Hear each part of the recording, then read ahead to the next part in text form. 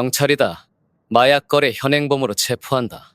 그 순간 내 심장이 멈췄다.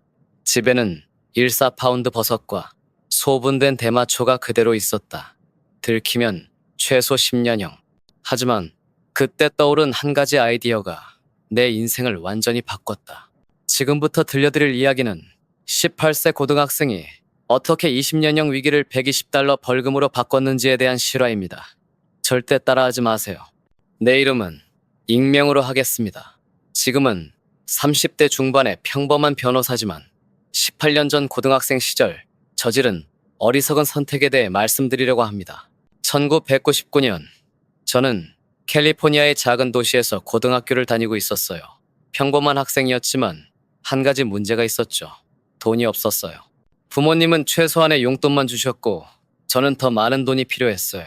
여자친구와 데이트하고 친구들과 어울리고 옷도 사고 싶었거든요.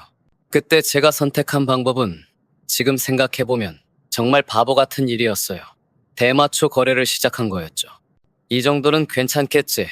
조심히 하면 문제 없을 거야. 18세의 무모함이었어요. 위험은 알고 있었지만 쉬운 돈의 유혹을 뿌리칠 수 없었어요. 처음에는 정말 소규모였어요.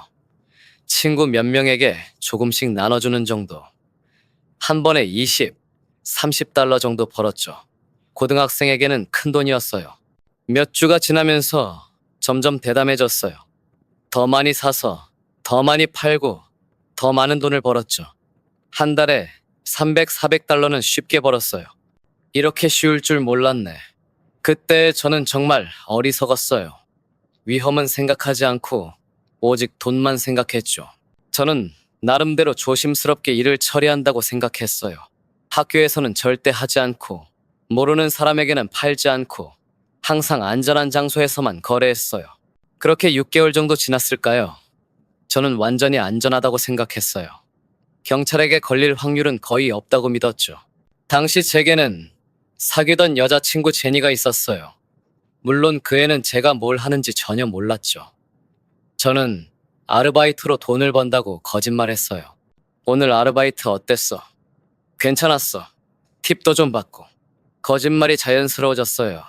그게 얼마나 위험한 신호인지도 모르고. 그런 평범한 일상 중에 자주 들르던 편의점이 있었어요. 집에서 5분 거리에 있는 작은 세븐일레븐이었죠. 야간 알바하는 직원이 있었는데 마이크라는 이름의 20대 초반 남자였어요. 몇 달 동안 거의 매일 보다 보니 안면이 트였죠. 야, 너 학교 어디 다녀? 링컨 하이스쿨이요. 아, 거기 괜찮은 학교네. 나도 거기 졸업했어. 그런 식으로 대화가 시작됐어요. 마이크는 친근하고 말이 통하는 형 같은 존재였죠. 어느 날 밤 평소처럼 편의점에 들렀는데 마이크가 저를 구석으로 불렀어요. 야, 너 혹시 그런 거 구할 수 있냐? 뭔데요? 마이크가 주변을 둘러보더니 작은 목소리로 말했어요. 위드 말이야. 친구가 좀 구해달라고 하는데. 그 순간 저는 잠깐 망설였어요. 모르는 사람에게는 팔지 않는다는 원칙이 있었거든요. 하지만 마이크는 몇 달 동안 봐온 사이였고 편의점 직원이니까 믿을만 하다고 생각했어요. 가능하긴 한데요. 정말? 얼마 정도 해? 소량이면 50달러 정도요. 좋아. 내일 밤에 가능해? 네, 가능해요. 그렇게 약속을 잡았어요. 지금 생각해보면 그때부터 이미 함정에 빠져 있었던 거죠. 다음 날은 평범한 금요일이었어요. 학교에서 수업을 듣고 친구들과 점심을 먹고 제니와 복도에서 만나 이야기하고 전혀 특별할 게 없는 하루였죠. 오후 수업이 끝나고 집에 돌아왔어요. 숙제를 하고 저녁을 먹고 TV를 보면서 시간을 보냈죠. 그런데 밤 9시쯤 되니까 깜빡했다는 걸 깨달았어요. 마이크와의 약속을 완전히 잊고 있었던 거예요. 급하게 제 방으로 올라가서 물건을 챙겼어요. 작은 지퍼백에 담긴 대마초 몇 그램. 지금 생각해보면 정말 하찮은 양이었지만 그때는 50달러짜리 상품이었어요. 편의점에 도착하니 이미 밤 10시가 넘어 있었어요. 손님은 거의 없었고 마이크가 혼자 카운터에 앉아 있었죠. 늦어서 미안해요. 괜찮아. 그런데 여기서는 안 되고 뒤에서 하자. 편의점 뒤쪽은 조용한 주차장이었어요. 가로등 몇 개가 있는 어두운 공간이었죠. 평소에도 사람이 잘 다니지 않는 곳이었어요. 여기가 좋겠네요. 저는 지퍼백을 꺼내려고 했어요. 마이크가 $50를 준비하고 있었죠. 바로 그 순간이었습니다. 경찰이다. 손들어. 갑자기 어둠 속에서 두 명의 남자가 튀어나왔어요. 낡은 볼보 세단 뒤에 숨어 있다가 나타난 거였죠. 순간 머릿속이 완전히 하얘졌어요. 다리에 힘이 풀리면서 그 자리에 서 있을 수가 없었어요. 마약 거래 현행범으로 체포한다. 한 명이 배지를 꺼내 보이면서 소리쳤어요. 다른 한 명은 제 손에서 지퍼백을 빼앗았죠. 이게 뭔지 알지? 저는 변명하지 마. 다 봤어. 마이크는 이미 사라진 후였어요. 나중에 알고 보니 그 사람도 잠입 수사관이었던 거죠. 완벽한 함정 수사였어요. 휴대폰 내놓아. 왜요? 증거 수집이야. 거부하면 상황이 더 나빠져. 저는 떨리는 손으로 휴대폰을 건넸어요. 그들은 제 문자 메시지를 하나하나 확인했어요. 여기 봐. 친구들이랑 주고받은 메시지들. 그거 있어? 얼마야? 이런 거 다 증거야. 지갑도 내놔. 지갑 안에 있던 현금을 보더니 고개를 끄덕였어요. 현금이 꽤 있네? 이것도 마약 판매 수익이지? 아니에요. 용돈이에요. 거짓말하지 마. 고등학생이 이런 돈을 어디서 구해? 제 지갑에는 $280가 들어있었어요. 고등학생에게는 큰 돈이었죠. 너 오늘 큰일 났다. 알지? 그들의 말 한마디 한마디가 저를 더 깊은 구렁텅이로 밀어넣고 있었어요. 이제 네 집에 가자. 왜요? 내 방에 더 있을 거 아니야. 다 찾아내서 너랑 네 친구들 몽땅 잡아넣을 거야. 그 순간 온몸에 소름이 돋았어요. 제 방에는 정말로 더 많은 양이 있었거든요. 판매용으로 소분해 놓은 대마초가 여러 봉지 있었고 무엇보다 14파운드, 약 110g의 실로십인 버섯이 그대로 있었어요. 캘리포니아 법으로는 그 정도 양이면 단순 소지가 아니라 판매 목적 소지로 기소될 거였어요. 그러면 최소 10년형, 최대 20년형까지 가능한 상황이었죠. 제발 집에는 가지 말아요. 왜? 뭔가 숨겨놓은 게 있나? 아니에요. 그냥 이미 현행범으로 잡혔는데 지금 와서 빼려고? 경찰차 뒷좌석에 앉아서 저는 계속 생각했어요. 어떻게 하면 이 상황을 벗어날 수 있을까? 하지만 뾰족한 수가 없었어요. 더 큰 문제는 집에 룸메이트 데이빗이 있다는 거였어요. 완전히 무고한 친구였는데 저 때문에 연루될까봐 걱정됐어요. 너 혼자 살아? 아니요. 룸메이트가 있어요. 그럼 그 친구도 알겠네. 아니에요. 그 친구는 정말 몰라요. 그건 우리가 판단할 일이야. 집 앞에 도착했을 때 경찰 중 한 명이 제안을 했어요. 야, 우리도 일일이 영장 받고 그러기 귀찮아. 네가 협조적으로 나오면 가볍게 넘어가 줄 수도 있어. 어떡해요? 네 방만 보여주고 숨겨놓은 거 다 내놓아. 그럼 친구는 건드리지 않을게. 그 순간 저는 마지막 희망을 품었어요. 혹시 제가 협조적으로 나오면 정말 가볍게 넘어갈 수도 있을까? 정말 친구는 건드리지 않을 거예요? 약속해. 네가 솔직하게 나오면. 알겠어요. 집에 들어가면서 저는 마지막으로 한 번 더 생각했어요. 지금이라도 진실을 말하고 모든 걸 내놓을까? 아니면 그때 갑자기 한 가지 아이디어가 떠올랐어요. 정말 절망적인 상황에서 나온 마지막 기지였죠. 네 방이 어디야? 저쪽이에요. 저는 복도를 걸으면서 마음속으로 기도했어요. 제발 이 계획이 통하기를. 제 방은 오른쪽이었지만 저는 왼쪽을 가리켰어요. 데이빗의 방을 가리킨 거였죠. 여기가 제 방이에요. 문 열어. 저는 떨리는 손으로 문을 열었어요. 다행히 데이빗은 집에 없었어요. 아마 여자친구 집에 있었을 거예요. 여기서 찾아보세요. 경찰들은 방 안을 완전히 뒤집기 시작했어요. 침대 및 옷장 안, 책상 서랍, 심지어 컴퓨터 모니터 뒤까지 샅샅이 뒤졌어요. 저는 문 앞에 서서 그 모습을 지켜봤어요. 심장이 터질 것 같았지만 동시에 안도감도 느꼈어요. 이 방에는 아무것도 없으니까. 이상하네. 아무것도 없잖아? 정말 여기가 네 방이야? 네, 제 방이에요. 그럼 마약은 어디 숨겨놨어? 집에는 없어요. 정말로.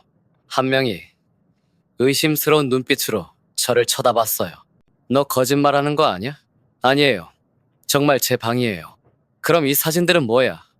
책상 위에 데이빗과 그의 여자친구 사진이 있었어요. 아, 그건 제 룸메이트예요. 같이 찍은 거예요. 거짓말이 자연스럽게 나왔어요. 생존 본능이었죠. 30분 정도 뒤진 후에야 그들이 포기했어요. 정말 없네. 그럼 오늘 판 게 전부야. 네, 그게 전부예요. 알겠어. 그럼 일단 서에서 조서부터 받자. 경찰서로 가는 길에 저는 안도감과 동시에 죄책감을 느꼈어요. 데이빗에게 미안했지만 다른 선택이 없었어요. 경찰서에서 조서를 받는 과정은 길고 지루했어요. 같은 질문을 계속 반복했죠. 언제부터 마약을 팔기 시작했어? 몇 개월 전부터요. 얼마나 많이 팔았어? 많지 않아요. 가끔씩만. 돈은 얼마나 벌었어? 별로 안 벌었어요. 새벽 3시가 되어서야 집에 갈 수 있었어요. 부모님은 이미 잠들어 계셨고 저는 조용히 제 방으로 들어갔어요. 그리고 즉시 모든 증거를 없앴어요. 대마초, 버섯, 저울, 비닐봉지 등등 모든 걸 화장실에 버리고 물을 내렸어요. 그날 밤은 한숨도 잘 수 없었어요. 계속 그날 일이 머릿속을 맴돌았어요. 다음날 아침 부모님께 모든 걸 털어놨어요. 뭐라고? 마약을 팔았다고? 아버지가 소리쳤어요. 미안해요. 네가 미쳤냐? 이런 걸 왜 했어? 돈이 필요해서. 돈이 필요하면 아르바이트를 하든지 우리한테 말을 하든지 해야지. 어머니는 울기 시작했어요. 우리가 뭘 잘못했길래. 엄마 잘못이 아니에요. 제가 바보였어요. 그날부터 지옥 같은 시간이 시작됐어요. 변호사를 구해야 했고 재판 준비를 해야 했고 학교에서는 소문이 돌기 시작했어요. 야, 너 마약상이었다며? 경찰한테 잡혔다는 게 진짜야? 친구들의 시선이 달라졌어요. 어떤 애들은 멀리했고 어떤 애들은 호기심 어린 눈빛으로 쳐다봤어요. 제니와도 헤어졌어요. 나 이런 거 못 견뎌. 미안해. 제니, 제발. 아니야. 너 완전히 다른 사람이었어. 모든 게 무너져 내렸어요. 변호사 비용만 $5,000였어요. 부모님에게는 정말 큰 돈이었죠. 이 돈이면 네 대학 등록금 1년치야. 아버지가 한숨을 쉬며 말씀하셨어요. 변호사와 첫 상담을 했을 때 그분이 희망적인 말씀을 해주셨어요. 다행히 집에서 추가 증거가 나오지 않았네요. 그리고 실제 돈을 주고받는 장면도 확보하지 못했고. 그럼 어떻게 되는 거예요? 현행범으로 잡혔지만 증거가 부족해요. 혐의를 대폭 축소시킬 수 있을 것 같습니다. 얼마나 축소될까요? 단순 대마 소지나 전달 정도로 줄일 수 있을 거예요. 판매 목적이 아니라. 그 말을 듣고 조금 안심이 됐어요. 몇 주 후 예비 심리가 열렸어요. 검사는 처음에 판매 목적 소지로 기소하려 했지만 증거 부족으로 단순 소지로 혐의가 변경됐어요. 피고는 소량의 대마초를 소지한 혐의로 기소됩니다. 판사가 말했어요. 변호인 측에서 할 말 있습니까? 네, 판사님. 피고는 18세 미성년자이고 초범입니다. 깊이 반성하고 있습니다. 변호사님이 변론했어요. 몇 달 후 최종 재판이 열렸어요. 법정에 서는 기분은 정말 형용할 수 없었어요. 검사는 벌금형을 구형했어요. 비록 소량이고 초범이지만 마약 관련 범죄는 엄중하게 처벌해야 합니다. 하지만 변호사님이 잘 변론해 주셨어요. 피고는 어린 나이에 잘못된 선택을 했지만 진심으로 반성하고 있습니다. 그리고 이미 충분한 사회적 처벌을 받았습니다. 판사님도 제 나이를 고려해 주신 것 같아요. 피고는 미성년자로서 잘못된 판단을 했으나 초범이고 소량이므로 선처하겠다. 벌금 $121와 80시간 사회봉사를 명한다. $121. 당시 제게는 큰 돈이었지만 10년형을 각오했던 저에게는 기적 같은 결과였어요. 법정을 나오면서 부모님이 말씀하셨어요. 정말 다행이다. 하지만 이제 정신 차려라. 네, 다시는 이런 일 없을 거예요. 사회봉사는 지역 도서관에서 했어요. 책 정리, 청소, 행사 도우미 등등. 처음에는 귀찮았지만 하다 보니 의미 있는 일이라는 걸 깨달았어요. 학생, 덕분에 많이 도움됐어. 고마워. 사서 선생님이 고마워하시는 모습을 보면서 제가 얼마나 잘못된 길을 걸었는지 깨달았어요.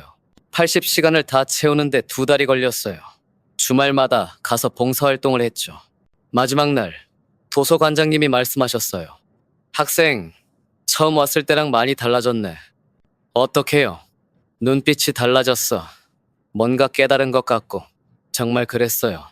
80시간의 봉사활동이 저를 바꿔놓았어요. 그 후로 저는 완전히 다른 사람이 됐어요. 공부에 집중하고 정당한 아르바이트를 시작했어요. 맥도날드에서 시급 5점 일, 5달러를 받으며 일했어요. 힘들었지만 정당한 방법으로 번 돈이 더 의미 있게 느껴졌어요. 고등학교를 졸업하고 커뮤니티 칼리지에 진학했어요. 성적을 올려서 UC 버클리로 편입했고 법학을 전공했어요. 아이러니하게도 제가 범죄자가 됐다가 법을 공부하게 된 거죠. 대학 시절에는 정말 모범생으로 살았어요. 파티도 거의 안 가고 술도 거의 안 마시고 오직 공부에만 집중했어요. 그 경험이 있었기 때문에 더 간절했던 것 같아요. 한번 바닥을 쳐봤으니까 다시는 그런 일이 없어야겠다는 생각이 강했어요. 로스쿨을 졸업하고 변호사가 됐어요. 지금은 형사 전문 변호사로 일하고 있어요. 젊은 범죄자들을 변호할 때마다 제 이야기를 해줘요. 나도 너 나이에 똑같은 실수를 했어. 하지만 그 경험이 나를 더 강하게 만들었어. 중요한 건 다시 일어서는 거야. 지금은 결혼해서 아이도 둘 있어요. 평범하지만 행복한 가정을 꾸리고 살고 있어요.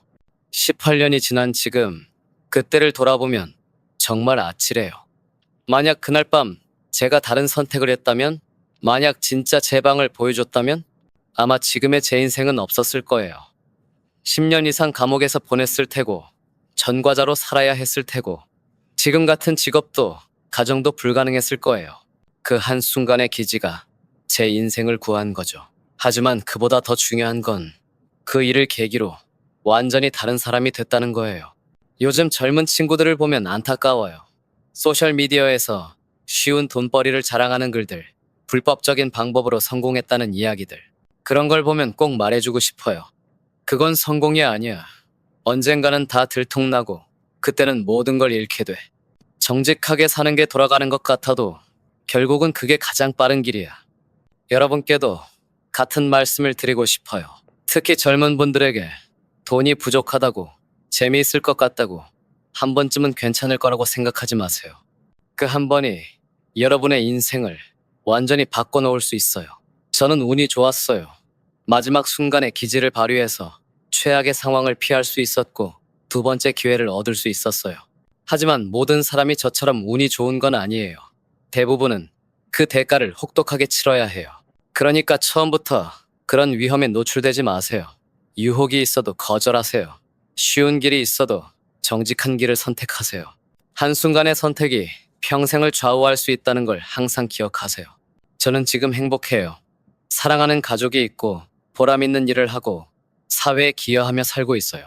18년 전 그 어리석은 선택이 없었다면 더 좋았겠지만 그 경험이 지금의 저를 만들었다고도 생각해요. 실수에서 배우고 더 나은 사람이 되려고 노력한 결과죠. 데이빗과는 몇 년 후에 진실을 털어놨어요. 야, 사실 그날 경찰들을 네 방으로 데려간 거야. 뭐라고? 진짜? 미안해. 다른 선택이 없었어. 데이빗은 처음에는 화났지만 상황을 이해해줬어요. 그래도 나한테 미리 말했으면 좋았을 텐데. 그때는 정신이 없었어. 정말 미안해.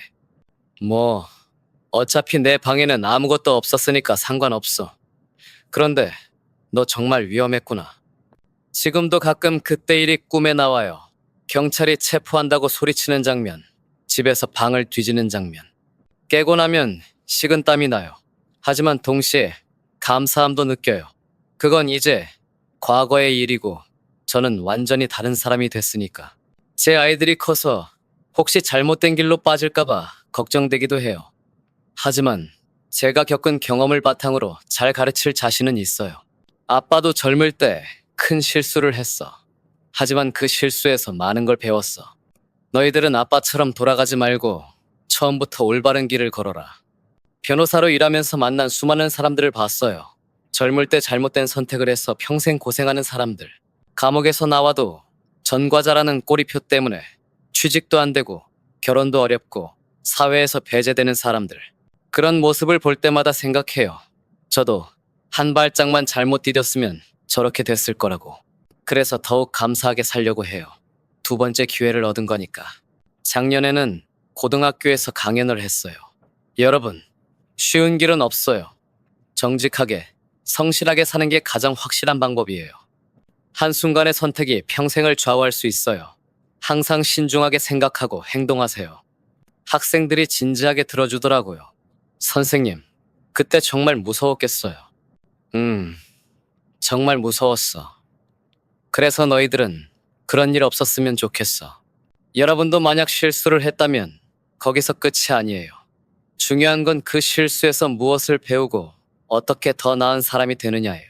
하지만 가능하다면 처음부터 올바른 선택을 하세요. 그게 여러분과 여러분 가족을 위한 최선의 길이에요. 121달러 벌금과 80시간 사회봉사. 그게 제가 치른 법적 대가였어요. 하지만 진짜 대가는 그보다 훨씬 컸어요. 가족의 실망, 친구들의 시선, 여자친구와의 이별, 그리고 무엇보다 제 자신에 대한 실망. 그 모든 걸 딛고 일어서는데 몇 년이 걸렸어요. 지금 생각해보면 그 경험이 저를 더 강하게 만들었어요. 더 신중하게 만들었고, 더 감사하게 만들었어요. 하지만 그런 경험 없이도 현명하게 살 수 있다면 그게 최고겠죠. 제 이야기가 누군가에게는 경고가 되고 누군가에게는 희망이 되기를 바라요. 실수는 누구나 할 수 있지만 그 실수를 반복하지 않는 것은 우리의 선택이에요.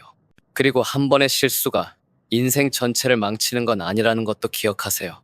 중요한 건 그 실수에서 배우고 더 나은 사람이 되려고 노력하는 거예요. 여러분 모두 현명한 선택을 하시길 바랍니다. 그리고 혹시 지금 어려운 상황에 있다면 포기하지 마세요. 언제나 다시 시작할 기회는 있어요. 저처럼 말이에요. 한순간의 선택이 평생을 좌우할 수 있다. 하지만 한 번의 실수가 인생 전체를 망치는 건 아니다. 중요한 건 그 실수에서 무엇을 배우느냐이다. 익명의 변호사 18년 후의 고백. 여러분의 인생에서 현명한 선택을 하시길 바랍니다. 그리고 실수를 했다면 그것을 성장의 기회로 만드시길 바랍니다.